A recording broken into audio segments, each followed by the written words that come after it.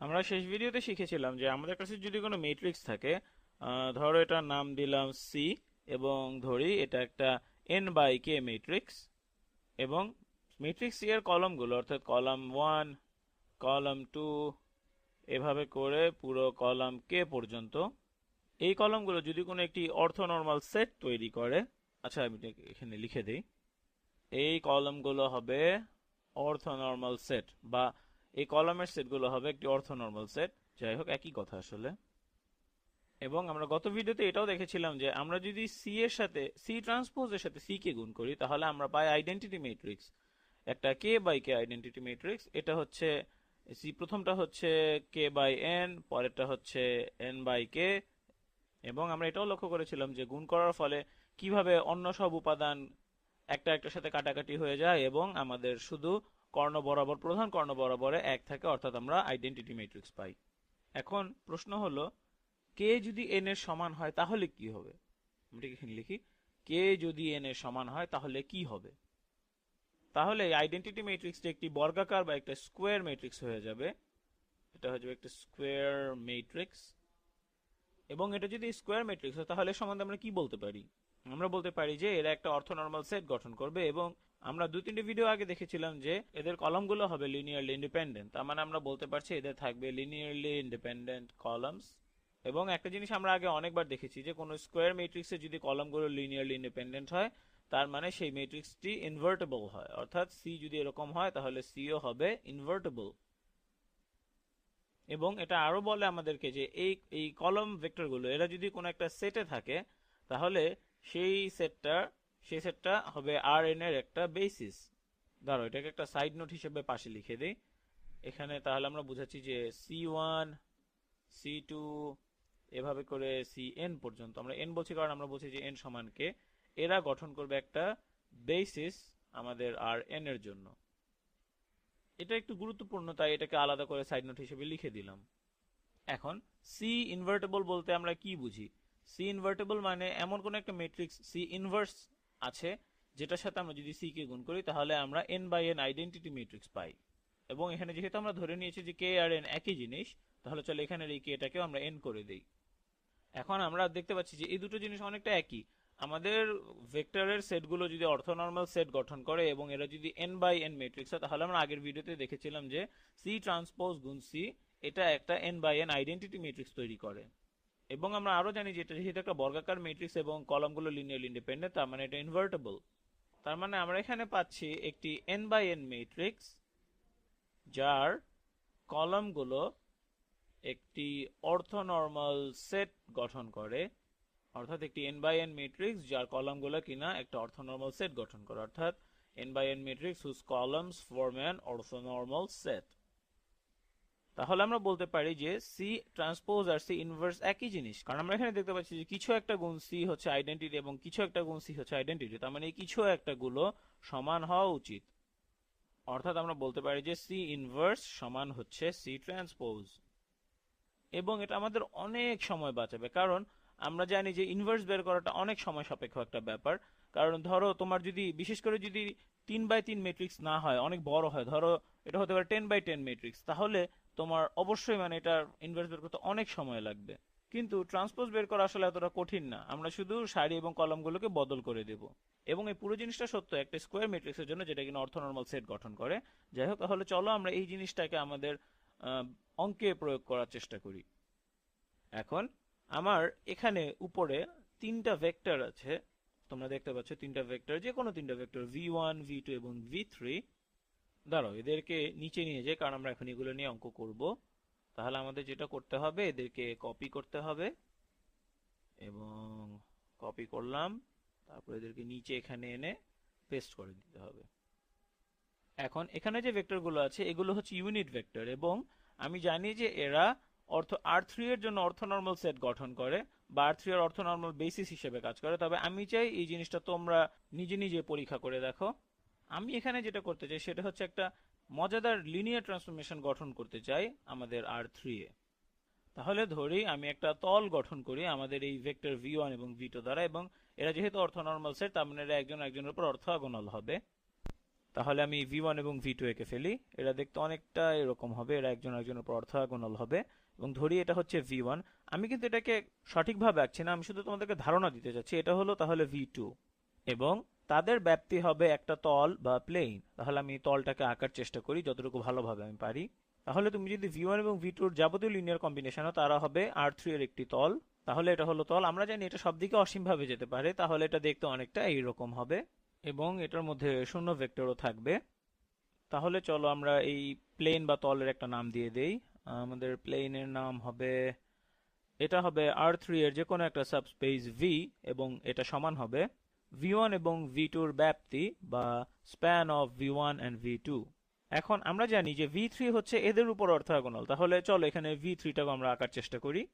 এটি যেহেতু এই দুটো ভেক্টরের উপর অর্থোগোনাল, সুতরাং এদের প্রত্যেকটি লিনিয়ার কম্বিনেশনের উপরও এই ভেক্টরটি অর্থোগোনাল হবে। এখন তুমি যদি এই তলটাকে তুমি এমন ভাবে যদি দেখো যেটা হচ্ছে v, তাহলে এখানের এই লাইনের স্প্যান হবে আমাদের v3 এর অর্থোগোনাল কমপ্লিমেন্ট বা লম্ব পরিপূরক। আচ্ছা, আমি তাহলে এখানে v3 কে আঁকি, এবং v3 হবে অর্থোগোনাল কমপ্লিমেন্টের একটি সদস্য, এবং অর্থোগোনাল কমপ্লিমেন্ট হবে v3 এর এই রেখার ব্যাপ্তিটি। এটা শুধু একটা তথ্য তোমাদেরকে দেয়া। এখন তাহলে চলো আমরা সেই লিনিয়ার কম্বিনেশন নিয়ে কথা বলি, যেটার জন্য আমরা মূলত এই ভিডিওটি করছি। আমরা এখানে লিনিয়ার কম্বিনেশন যেটা করব সেটা হবে r3 তে। মনে রেখো এখানে আমরা r3 নিয়ে কাজ করছি, যেটা অবশ্যই এই তলটিতে যে কোনো ভেক্টরের প্রতিফলন ঘটায়। তাহলে চলো আমরা এখন কিছু উদাহরণ নিয়ে কাজ করি, তাহলে আমাদের ধারণাগুলো পরিষ্কার হবে। তাহলে চলো ধরি আমাদের কাছে একটা ভেক্টর আছে x, যেটা দেখতে অনেকটা এরকম। আমি মূলত বলতে চাইছি যে x হচ্ছে এটা অনেক উপরে, এটা আসলে মূলত আমাদের সাবস্পেসের বাহিরে অবস্থান করছে। আমি চাই x এর ট্রান্সফরমেশন এমন হোক যেন এটা নিচে এর প্রতিবিম্ব তৈরি হয়।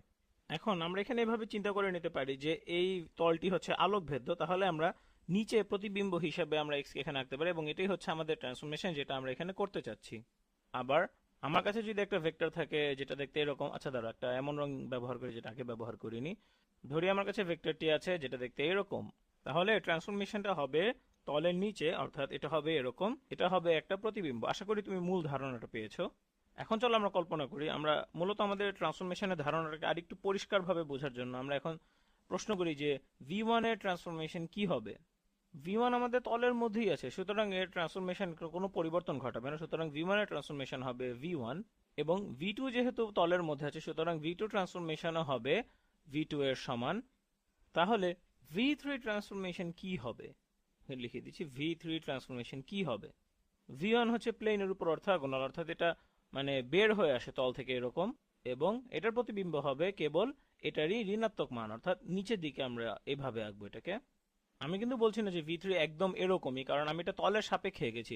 তলটা হয়তো আরো বাঁকা হতে পারতো, আমি যেরকম এঁকেছি তার থেকে অনেক বাঁকা হতে পারতো, যাই হোক। তাহলে v3 এর ট্রান্সফরমেশন সমান হবে v3। এটাকে দেখে মনে হচ্ছে এই ট্রান্সফরমেশনটা গঠন করা খুব কঠিন একটা বিষয়। আমরা এখানে আমাদের স্ট্যান্ডার্ড বেসিস ভেক্টরগুলোর উপর রূপান্তর বা ট্রান্সফরমেশন প্রয়োগ করে দেখতে পারি, যেটা আমরা আগেও করেছিলাম, কিন্তু এটা অনেক কঠিন হয়ে যাবে, কারণ এখানে অনেক আমাদের ত্রিকোণমিতি জানতে হবে এবং অন্যান্য অনেক বিষয় আছে যেগুলো আমাদেরকে এখানে হিসাব করতে হবে। এবং তুমি হয়তো বুঝতে পারছো যে এই ট্রান্সফরমেশনটা গঠন করা অনেক সহজ হবে যদি আমরা আমাদের বেসিস বদলে ফেলি, অর্থাৎ যদি আমরা আমাদের ভিত্তি বা বেসিস বদলে ফেলি। যাই হোক, আমাদের এখানে আছে তোমরা জানো, ধরি এটা হচ্ছে আমাদের স্ট্যান্ডার্ড বেসিস। তাহলে এখন আমরা স্ট্যান্ডার্ড বেসিসকে গুণ করব যে কোনো একটা ম্যাট্রিক্স এ দিয়ে, যেন আমরা আমাদের রূপান্তরিত x বা x এর ট্রান্সফরমেশন পাই।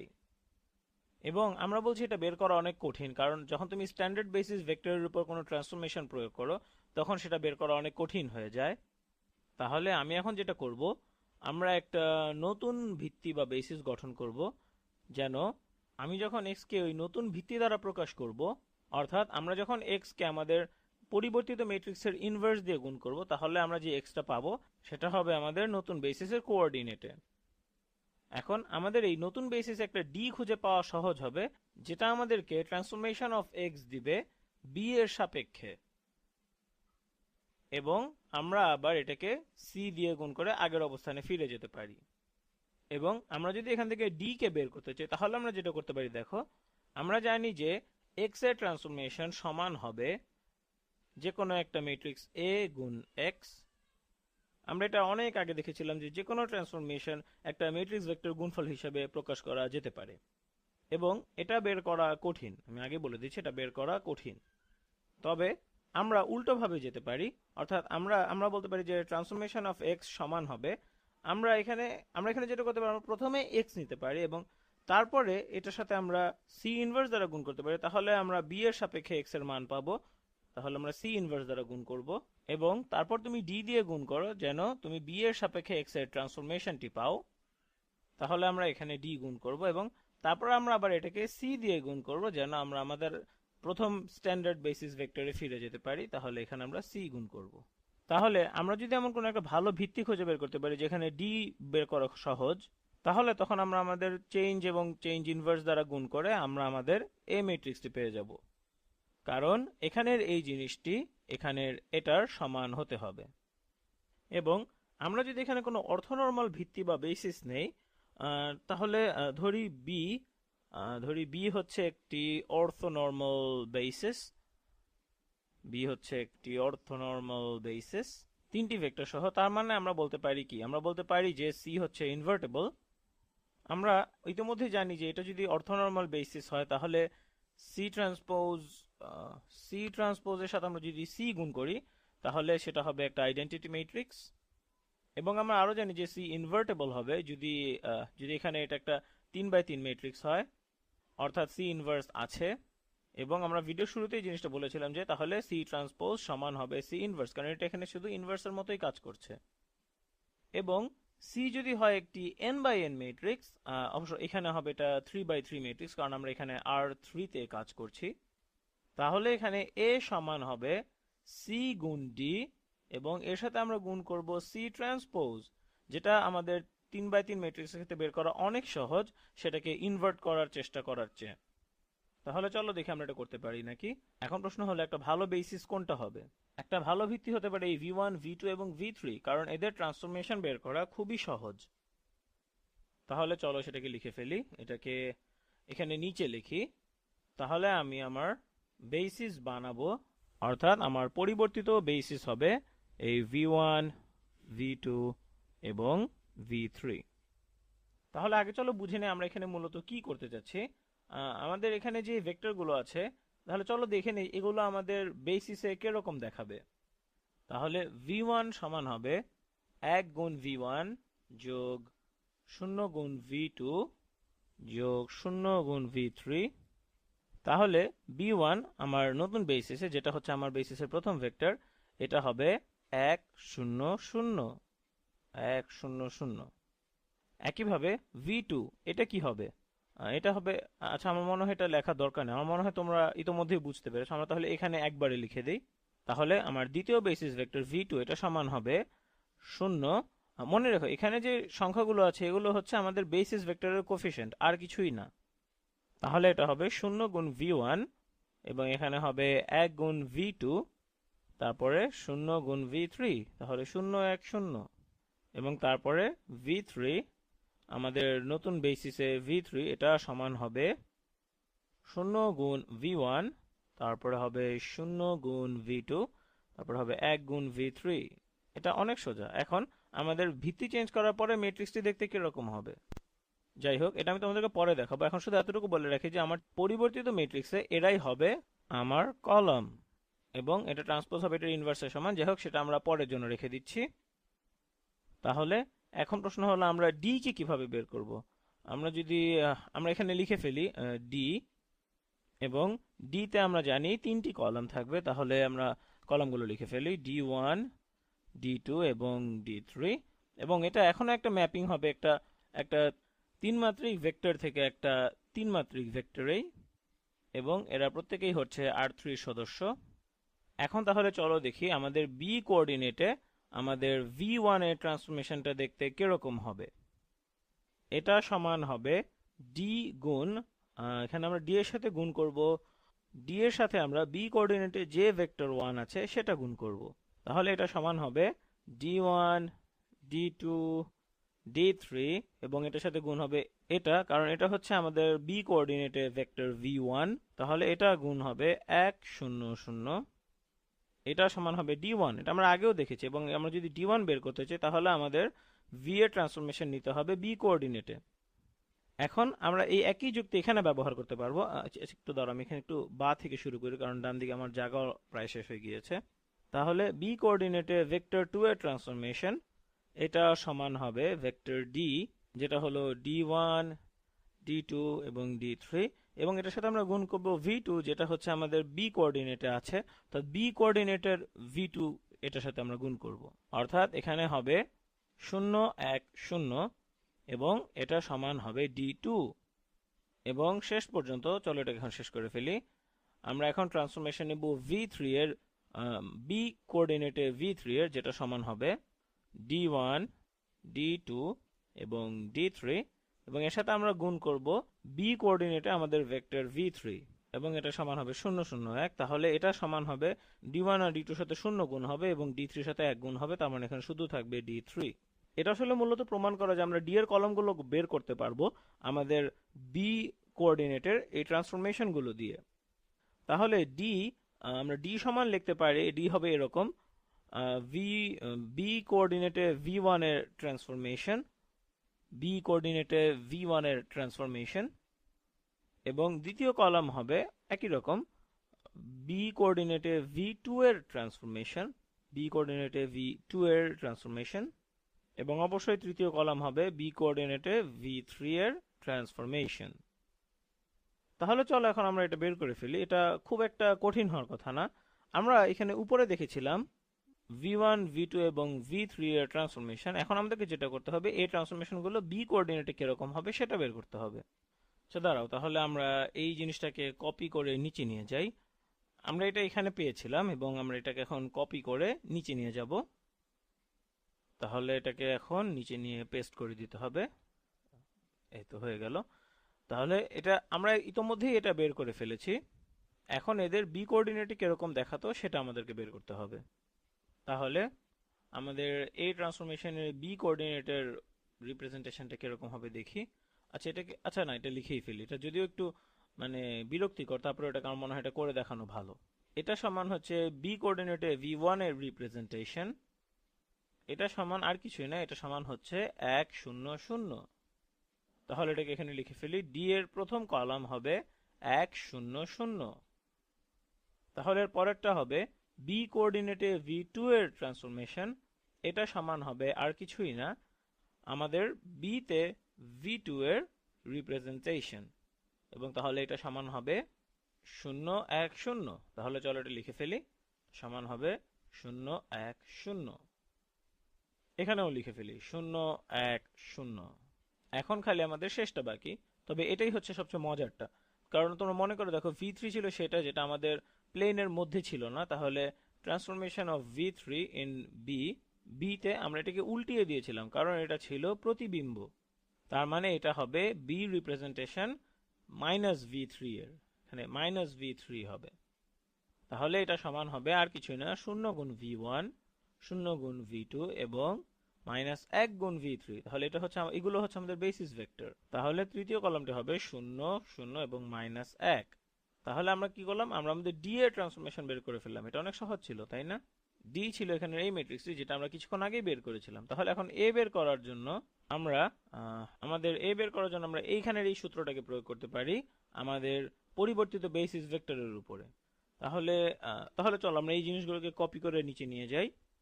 তাহলে এইখানের এই সম্পূর্ণ এই পুরো জিনিসটাকে আমরা কপি করব, এখানে অনেক অংশ, এবং এটাকে আমরা কপি করে নিচে নিয়ে যাব। তাহলে এখানে এখানে যেহেতু আমাদের ডি আছে, আমরা এখানে পেস্ট করে দেই। তাহলে চলো এখন আমরা এ কি সেটা বের করে ফেলি। এ কি সেটা বের করার জন্য আমাদের প্রথমে জানতে হবে যে চেঞ্জ, আচ্ছা দাঁড়াও আমি এখানে সবগুলো লিখে দেই। তাহলে এ, আচ্ছা দাঁড়াও, এখানে এই জিনিসগুলো আসলে আমার কোনো দরকার নেই, তাহলে এগুলো আগে পরিষ্কার করে ফেলি। আমাদের মূলত এই জিনিসটা দরকার, তাহলে বাকিটুকু পরিষ্কার করে এখানে লিখি। এগুলো তাহলে এটাকেও এখান থেকে সরিয়ে দিই। এই তো ঠিক হয়ে গেছে। তাহলে এখন চলো আমরা দেখি এ কি। এ সমান হচ্ছে আমাদের চেঞ্জ অফ বেসিস ম্যাট্রিক্স, এবং এটা হচ্ছে যেখানে আমরা এই ভেক্টরগুলোকে কলাম হিসেবে ব্যবহার করছি। তাহলে চলো এটাকে হয়ে লিখে ফেলি। আমরা এখানে 1/3টাকে বের করে নিয়ে আসি। তাহলে 1/3কে যদি আমরা বের করে নিয়ে আসি, তাহলে এটা হয় 2 -2 এবং 1, এবং এরপর আমাদের আছে 2 1 মাইনাস 2 এবং আচ্ছা 2 1 মাইনাস এবং তারপর আছে 1 2 2 1 2 2। তাহলে এখানে আমরা যে ম্যাট্রিক্সটি পেলাম এটা হচ্ছে এ। আচ্ছা না, দুঃখিত, এটা হচ্ছে আমাদের চেঞ্জ অফ বেসিস ম্যাট্রিক্স, অর্থাৎ এটা হচ্ছে সি। এবং এটার সাথে আমরা গুণ করব ডি, যেটা হচ্ছে এরকম 1 0 0 0 1 0 এবং 0 0 মাইনাস 1। এটা দেখতে অনেকটা আইডেন্টিটি ম্যাট্রিক্সের জন্য, শুধু একটি পদ ছাড়া, কারণ আমরা এটাকে উল্টে দিয়েছিলাম। এবং এটার সাথে আমরা গুণ করব সি ইনভার্স, এবং যেহেতু সি একটা বর্গাকার ম্যাট্রিক্স এবং এটার অর্থনর্মাল কলাম ছিল, সুতরাং আমরা জানি যে সি ইনভার্স সমান হচ্ছে সি ট্রান্সপোজ। তাহলে এটাকে এখানে লিখি আমরা। এটা হচ্ছে তাহলে এই ম্যাট্রিক্সটার ট্রান্সপোজ। আমরা এটাকে সহজভাবে লেখার জন্য এখানে 1/3টা আগে বাইরে নিয়ে আসি। এর সাথে গুণ হবে এইটার ট্রান্সপোজ। তাহলে এটা হবে 2 2 1, প্রথমে আছে 2 2 1, তারপর আছে -2 1 2 এবং সর্বশেষে আছে 1 -2 এবং 2। এখানের এটা হচ্ছে সি ইনভার্স সমান হচ্ছে সি ট্রান্সপোজ, কারণ আমরা জানি সি হচ্ছে একটি ইনভার্টেবল ম্যাট্রিক্স বা বর্গাকার ম্যাট্রিক্স যার কলামগুলো অর্থনর্মাল। এখন তাহলে চলো এটাকে করে ফেলি। আমরা প্রথমে কি করতে পারি? আমরা আচ্ছা ধরো এখানে একটা ডি হবে।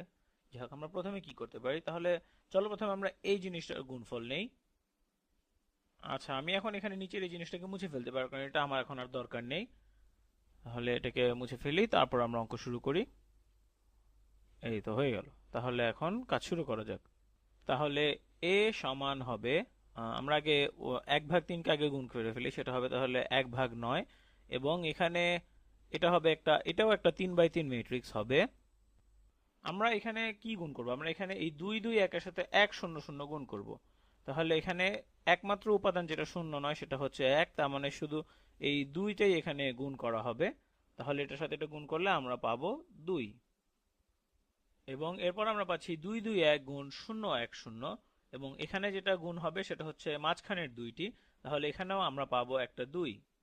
এবং তারপর আমরা পাচ্ছি 2 2 1 গুণ 0 0 মাইনাস 1, এখানে একমাত্র অশূন্য উপাদান হচ্ছে -1। তাহলে এটার সাথে এটা গুণ করলে আমরা পেয়ে যাব -1। যাই হোক, এটা খুব একটা কঠিন লাগছে না, কারণ এই জিনিসটা মোটামুটি আইডেন্টিটি ম্যাট্রিক্সের মতোই, তাই এটা খুব সোজাই লাগছে। তারপরে আমাদের আছে এখানে এটা, অর্থাৎ -2 1 2। এটার সাথে আমরা এটা গুণ করলে যে উপাদানটা গুণ হবে সেটা হচ্ছে -2। এবং তারপরে এগুলো গুণ করলে আমরা এখানে পাবো 1, এবং এটার সাথে শেষটা গুণ করলে এখানে আমরা পাবো -2। যাই হোক, তুমি দেখতে পাচ্ছ এখানে কি হচ্ছে, এই সারিগুলো ঠিক থাকছে কিন্তু শেষটা ঋণাত্মক হয়ে যাচ্ছে। তাহলে চলো আমরা কাজ আগাই। আমরা এখানে এইটার সাথে এই সারির সাথে এই কলাম ভেক্টরকে গুণ করব, এবং গুণ করলে আমরা দেখব শুধু প্রথম উপাদানটাই থাকছে। তারপর আমরা এইভাবে এই সারির সাথে এই কলাম গুণ করলে এখানে আমরা এটা শুধু -2 থাকছে, এবং এই সারির সাথে শেষ কলাম গুণ করলে এটা ঋণাত্মক হয়ে যাবে। তাহলে এখানেও থাকছে -2। এখন এর সাথে আমরা গুণ করব। আচ্ছা, এখানে আমি 1/3 কে আগেই গুণ করে 1/9 বানিয়ে দিয়েছি। তাহলে এখানে শুধু ম্যাট্রিক্সটা থাকবে, অর্থাৎ এটা হবে 2 -2 1, তারপর হবে 2 1 -2 এবং 1 2 1। যাই হোক, এই দুটো গুণ করতে আমাদের অনেক কষ্ট হবে, তারপর আমার মনে হয় আমরা পারবো, এবং এটাই আমাদের শেষ কাজ। এটাই আমাদেরকে দিবে সেই এই ম্যাট্রিক্সটি, যেটা হচ্ছে আমাদের সেই অদ্ভুত ট্রান্সফরমেশন ম্যাট্রিক্স, যেটা আমাদের একটি তলের বিভিন্ন ভেক্টরের প্রতিবিম্ব নিয়ে করেছি। তাহলে এটা সমান হবে 1/9। তাহলে এখানে হবে 2 গুণ 2 সমান 4। এটাকে এখানে লিখে ফেলি। আচ্ছা না, দাঁড়াও, এটাকে লিখা যাবে না, এটাকে মুখে মুখে করতে হবে। তাহলে এখানে এটাকে আমরা মুখে মুখে করি। 2 গুণ 2 হচ্ছে 4, তারপরে আবার আছে 2 গুণ 2, তাহলে হলো 4 4 4 হলো 8, এবং পরে আছে একটি -1। তাহলে 4 8 থেকে -1 বিয়োগ করলে আমরা পাই 7। তাহলে এটা হবে 7। এখানে লিখে ফেলি, এটা হচ্ছে 7। তারপরে আমরা পাচ্ছি এই সারির সাথে এই কলাম, এবং এখানে আছে 2 গুণ -2, তাহলে এটা হচ্ছে -4। তারপর আছে 2 গুণ 1 অর্থাৎ যোগ 2, তার মানে -4 যোগ 2 -2। তারপর আবার আছে -2, তার মানে -2 -2 হয়ে যাবে -4। তারপর আমরা পাবো 2 গুণ 1 হচ্ছে 2, তারপর 2 2 গুণ করে -4 অর্থাৎ -2। তারপর আবার আছে -2, তার মানে সমান হচ্ছে -4। খুব একটা কঠিন লাগছে না। যাই হোক, পরেরটা করি। এখন আমরা করব দ্বিতীয় সারি। তাহলে -2 গুণ -2 হচ্ছে -4, যোগ হচ্ছে 2, তার মানে এটা হয়ে যাচ্ছে -2, এবং তারপর আমরা আরেকটা -2 পাচ্ছি, তার মানে এটা মোট হচ্ছে -4। এরপর আমাদের আছে -2 গুণ -2 হচ্ছে 4, তারপর আছে 1 অর্থাৎ হচ্ছে 5, এবং তারপর আছে -4। আচ্ছা আমি দাঁড়াও এটা আরেকবার দেখে নিই এটা ঠিক আছে কিনা। আমরা এখানে তাহলে পাচ্ছি কি -2 গুণ -2 এটা হচ্ছে 4, ধনাত্মক 4, তারপর আছে 1 অর্থাৎ এটা হচ্ছে 1, এটা হচ্ছে তাহলে 5, এবং তারপর আছে -2 এবং শুধু 2, তার মানে এটা হচ্ছে -2 শুধু 2 গুণ করলে হবে -4। তাহলে তাহলে আমরা মোট কত পাচ্ছি? আমি আসলে তালগোল পাকিয়ে ফেলছি এখানে। আমার মনে হয় আমি খামাখাই এখানে আসলে ঝামেলা করছি। যাই হোক, আমরা এটা আরেকবার করি এবং এবারে আমরা ঠিক মতো করবো। এখানে তাহলে আমরা পাচ্ছি -2 গুণ -2 হচ্ছে 4, সাথে আমরা 1 যোগ করছি অর্থাৎ 5, এবং তারপর আমরা পাচ্ছি -2 গুণ 2 অর্থাৎ -4, সুতরাং এটা হবে 1। এরপর আমরা পাচ্ছি এখানে -2, তার সাথে যোগ করব আবার -2, তার মানে -4, এবং এখানে পাচ্ছি আমরা -4, সুতরাং আমরা এখানে যাবে -8। প্রায় শেষ, এবং এটাই হচ্ছে সবচেয়ে কঠিন অংশ। যাই হোক, করি তাহলে। এখানে পাচ্ছ প্রথমে -4, তারপরে পাচ্ছ 2, এটা হচ্ছে 2, এবং তারপরে আবার পাচ্ছ -2, তার মানে আবার হয়ে যাচ্ছে -4। এরপর -2, -2 এবং -4, তার মানে এটা হচ্ছে -8। এরপর পাচ্ছ 1, তারপর +4 এবং -4, তাহলে এটা হচ্ছে শুধু 1। এবং আমি কোনো ভুল করিনি এবং আমাদের কাজ শেষ হয়ে গেছে। আমরা এখন জানি আমাদের প্রতিবিম্বের ট্রান্সফরমেশনটা কি। আমরা এখানে অনেক কিছু করেছি। আমরা আমাদের ট্রান্সফরমেশনের তলটিকে প্রতিফলিত করেছি এবং এই ভেক্টরগুলোর ব্যাপ্তি বা স্প্যানকে এখানে দেখানো গিয়েছে এই ম্যাট্রিক্স দ্বারা। তাহলে আমরা এখন লিখতে পারি যে আমাদের ট্রান্সফরমেশন, এটাকে আমরা যখন x এর উপর প্রয়োগ করি তখন এটা সমান হয় a গুণ ভেক্টর x, যেখানে a হচ্ছে আমাদের এই ম্যাট্রিক্সটি। এটাকে আমরা যদি আবার 1/9 দিয়ে গুণ করতে, যেটা অনেক কঠিন হয়ে যাবে, তবে এটাকে নিজে নিজে করাটা আরো কঠিন হয়ে যেত। আমরা যদি এভাবে না করে আমরা আমাদের স্ট্যান্ডার্ড বেসিস ভেক্টরগুলোর উপর ট্রান্সফরমেশন প্রয়োগ করতাম, যেটা আমরা সাধারণভাবে করে থাকি, তখন এটা বেশি কঠিন হতো। কিন্তু আমরা এখানে যেটা করেছি, আমরা আমাদের বেসিসকে অর্থনর্মাল বেসিসে পরিবর্তন করেছি, এবং যেহেতু এটা অর্থনর্মাল ছিল সুতরাং আমরা পরিবর্তিত ম্যাট্রিক্সের ইনভার্স নেওয়াটা অনেক সহজ হয়ে গেছে। যাই হোক, আশা করি এটা তোমাদের কাজে লাগবে।